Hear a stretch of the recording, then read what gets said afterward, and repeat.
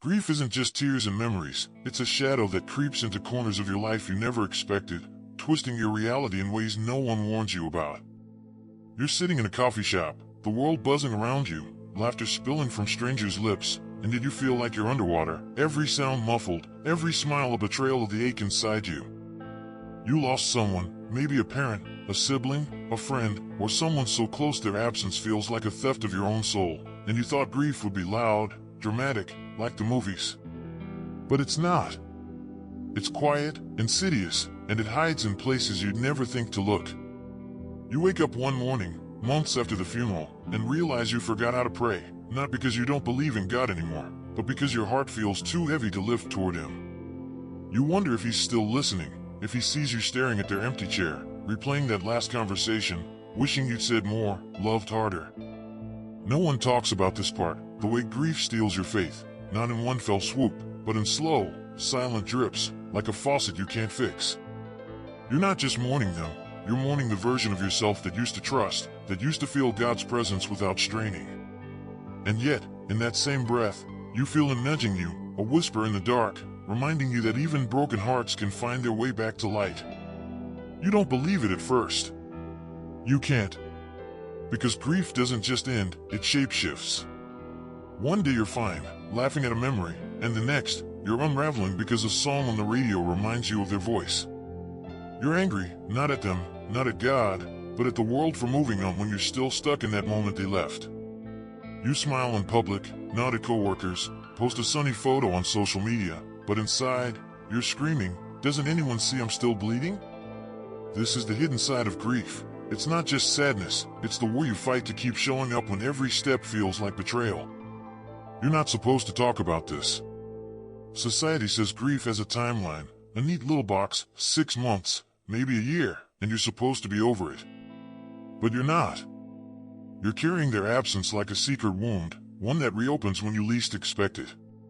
A smell, a date, a random Tuesday afternoon, and suddenly you're back at square one, heart racing, eyes burning, wondering why you're still so fragile. Here's the first truth no one tells you. Grief doesn't have an expiration date. It's not a phase, it's a permanent part of you, like a scar you learn to live with. And that's not a curse, it's a testament to how deeply you loved. You loved so fiercely that their loss carved a canyon in your soul, and that's not something you get over. You learn to walk through it, to let the pain soften into something sacred. But oh, how it hurts to get there. You try to pray again, maybe light a candle, whisper their name to God, but the words feel hollow. You're not alone in this. So many of us have knelt in that same silence, begging for a sign that they're okay, that we're okay. And sometimes, the sign isn't a booming voice or a vivid dream, it's the quiet strength that keeps you breathing, the courage to face another day. You don't see it yet, but that's God holding you, even when you feel abandoned. Another secret grief hides from you is the guilt, the kind that sneaks up when you laugh for the first time in months, when you enjoy a sunset, when you realize you went a whole day without thinking of them. You freeze, heart pounding, because joy feels like a betrayal. How dare you smile when they're gone? How dare you live when they can't? You wrestle with this, night after night, wondering if healing means letting them go. But here's the second truth, joy doesn't diminish your love for them. Every laugh, every moment of peace, is a tribute to the life they helped shape. You're not moving on, you're carrying them forward, weaving their love into every step you take. God didn't design you to stay broken. He made you to rise, to find beauty in the ashes. But the world doesn't tell you this. It tells you to hide your pain, to be strong, as if strength means pretending you're fine. You try. You put on the mask, go to work, answer I'm okay when people ask. But inside, you're crumbling, because grief isn't just emotional, it's physical. Your body remembers. Your chest tightens, your sleep fractures, your energy vanishes. You wonder if you're losing your mind when you catch yourself talking to them, expecting an answer. You're not crazy. You're human. This is the third truth. Grief lives in your body as much as your heart. It's why you feel their absence in your bones, why your hands ache to hold them one more time. You're not imagining it. Your body is grieving too, and it needs care, rest, gentleness. You start small, maybe a walk, a deep breath, a moment of stillness where you let yourself feel without judgment. You whisper to God, not for answers, but for strength to keep going. And he listens. He always does. But there's another layer, one even darker, one no one dares mention, the fear that you'll forget them. Not their name or their face, but the sound of their laugh, the way they tilted their head, the exact warmth of their hug. You panic, clinging to photos, voicemails, anything that holds a piece of them. You're terrified that healing means erasing them, that moving forward means leaving them behind. This is the fourth truth. Healing doesn't mean forgetting. Your love for them is etched in your soul, a permanent mark no amount of time can erase. You'll carry their essence in every choice, every act of kindness, every prayer. God holds their memory as surely as He holds you, and He's weaving their story into yours, even now.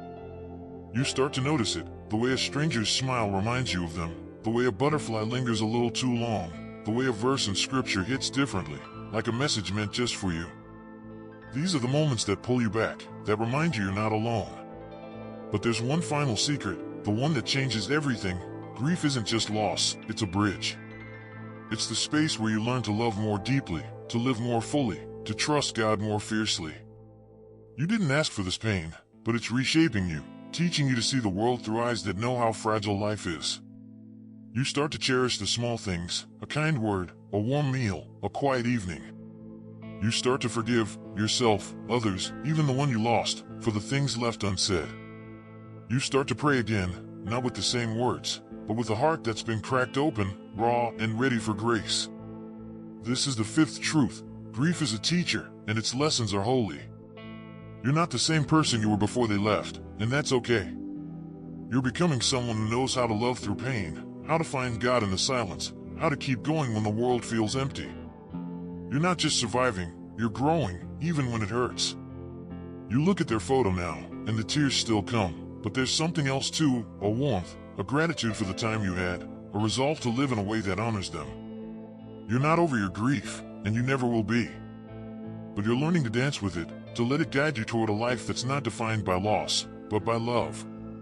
So keep going, you beautiful, broken soul. Keep praying, even when the words don't come. Keep loving, even when it hurts.